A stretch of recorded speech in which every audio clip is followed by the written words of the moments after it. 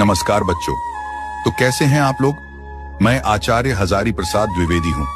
सुना है आप मेरा जीवन परिचय ढूंढ रहे हैं, तो आपको कहीं जाने की जरूरत नहीं है।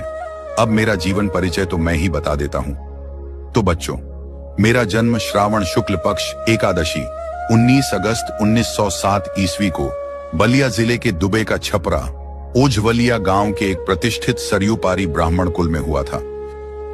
मेरे पिता का नाम अनमोल द्विवेदी था। मेरी माता ज्योतिषमती भी प्रसिद्ध पंडित कुल की कन्या थी। इस तरह मेरा बालक जीवन में संस्कृत और ज्योतिष की शिक्षा उत्तराधिकार में प्राप्त हुई। सन 1930 ईस्वी में मैंने काशी हिंदू विश्वविद्यालय से ज्योतिषाचार्य की उपाधि प्राप्त की। मेरी प्रतिभा का विशेष स्फुरण कवि गुरु रवींद्रनाथ की विश्वविख्यात संस्था शांति निकेतन में हुआ, जहां मैं सन 1940 ईस्वी से 1950 ईस्वी तक हिंदी भवन के निदेशक के रूप में रहा।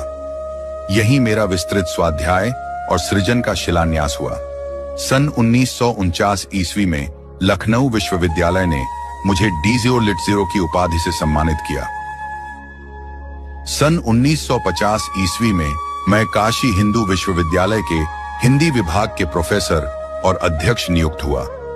सन 1957 ईस्वी में मुझे पद्म भूषण की उपाधि से विभूषित किया गया। सन 1958 ईस्वी में मैं राष्ट्रीय ग्रंथ न्यास के सदस्य बना। मैं कई वर्षों तक काशी नागरी प्रचारिणी सभा के उपसभापति, खोज विभाग के निर्देशक तथा नागरी प्रचारिणी पत्रिका के संपादक रहा।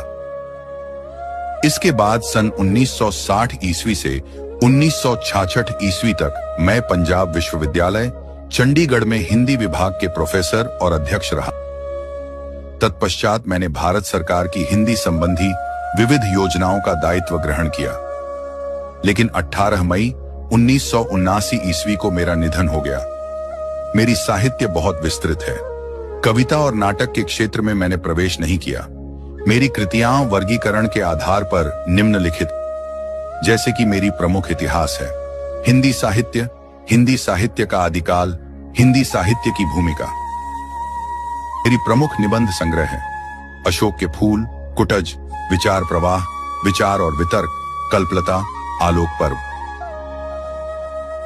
मेरी प्रमुख उपन्यास हैं बाणभट्ट की आत्मकथा, अनामदास का पोथा, चारुचंद्र लेख और पुनर्नवा आदि। कहानी